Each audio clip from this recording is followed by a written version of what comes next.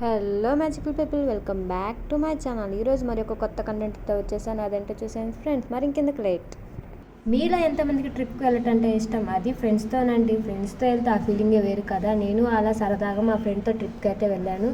మీరైతే ఆ ప్లేస్ ఏంటో కనిపెడతారనుకున్నాను, కానీ నేను చెప్పను, మీరే చెప్పేసేయండి. గెస్ చేస్తారా ఆ ప్లేస్ ఏంటో? అదే అండి, వైజాగ్. మేమైతే వైజాగ్ వెళ్ళాం అనమాట. అక్కడైతే చాలా అంటే చాలా బాగుంది. ఆ బీచ్ వైబ్స్ కానీ, ఆ నైట్ వ్యూ కానీ చాలా బాగుంది. మేమైతే చాలా ఆ వ్యూని చూసి చాలా ఎంజాయ్ చేసాం. మీలో ఎంతమంది ఆల్రెడీ వైజాగ్ అయితే వెళ్ళుంటారు? మీరు కూడా చాలా ఎంజాయ్ చేసి ఉంటారు కదా. నేనైతే నా మాటలు చెప్పలేకపోతున్నాను అక్కడున్న అందాన్ని.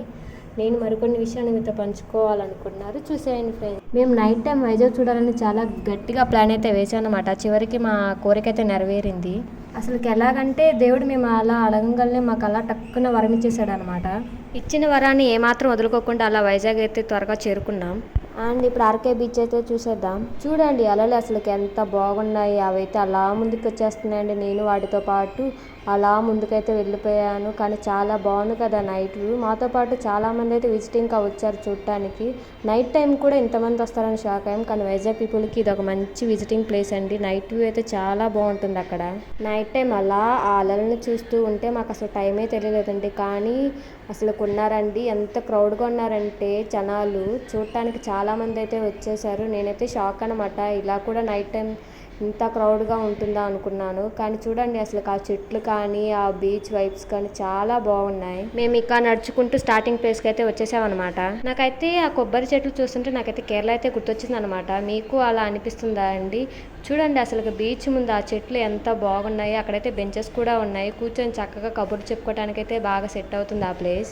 అక్కడ నుండే బీచ్ సౌండ్స్ అయితే అలా వినపడుతుంది అనమాట. ఆ బీచ్ సౌండ్స్కి నాకైతే చాలా భయం వేసింది. అమ్మో ఇంకా దగ్గరికి వెళ్తే ఎలా ఉంటుందో అనుకున్నాను. కానీ దగ్గరికి వెళ్ళే కొంచెం చాలా అంటే చాలా బాగుంది. వచ్చే అలల సౌండ్ అయితే మనసుకు చాలా హాయిగా అనిపించింది. ఇక అలా మేము బీచ్ వైపు చూస్తూ అలా ముందుకైతే వచ్చేసాం అనమాట. ఇక అలా కూర్చొని మేము చాలా కబుర్లు అయితే చెప్పుకున్నాం. సడన్గా ఏరోప్లేన్ సౌండ్ అయితే వినపడింది అనమాట. అలా ఆకాశంలోకి అలా చూసాము. ఆ నైట్ టైం ఆ బీచ్, ఆ ఏరోప్లేన్ అసలు చూడండి ఎంత బాగుందో. ఇలాంటి చూడటానికి చాలా అదృష్టం ఉండాలనిపించింది. మీరు కూడా ఇలాంటిది ఏదో ఎక్స్పీరియన్స్ చేస్తుంటారు కదా. అదేంటో కామెంట్ సెక్షన్లో కామెంట్ చేయండి. నేను ఫస్ట్ టైం అయితే బీచ్ ఎక్స్పీరియన్స్ చేశాను అనమాట. అలా అలల్ని దగ్గరగా చుట్టడం వల్ల నాకు చాలా భయం అయితే వేసింది. మా ఫ్రెండ్ అయితే నాకు చాలా ధైర్యం చెప్పింది. ఏం కాదు, ఇలాంటప్పుడు నువ్వు చాలా ఎంజాయ్ చేయాలి, భయపడకూడదు అని చెప్పి నాకు చాలా ధైర్యాన్ని అయితే ఇచ్చేసింటాను. ఇక అలా అక్కడ కూర్చొని మేము ఎన్నో కబుర్లు అయితే చెప్పుకున్నాం. నాకైతే వైజాగ్లో పుట్టాలంటే అదృష్టం ఉండాలేమో అనిపించింది ఆ వ్యూని చూసి. ఇక అలా కబుర్లు చెప్పుకుంటూ ఉంటే మాకైతే అసలు టైం అయితే తెలియలేదన్నమాట.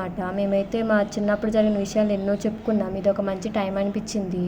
అదే టైంలో సడన్గా అయితే మా కాళ్ళ దగ్గరికి ఒక చేప పిల్ల అయితే వచ్చేసింది. అసలు చాలా క్యూట్గా ఉందండి. ఇక మేమైతే ఫస్ట్ ఫోన్ ఓపెన్ చేసి వీడియో అయితే తీసుకున్నాం. తర్వాత అలలకి అలా కొట్టుకుంటూ వెళ్తుంటే మాకు చాలా బాధ అనిపించింది. అసలు ఎంత క్యూట్గా ఉందో ఆ చేప పిల్ల. మాకు తెలియకుండానే బీచ్ టైమింగ్స్ అయితే అయిపోయాయి అనమాట. మేము ఇంకా అలా చిన్నగా బయలుదేరాం. మాకైతే తిరిగి వచ్చేసేటప్పుడు చాలా బాధ అనిపించింది అనమాట. నా కంటెంట్ నచ్చినట్టు షేర్ చేయండి అండ్ సబ్స్క్రైబ్ చేయండి. బాయ్.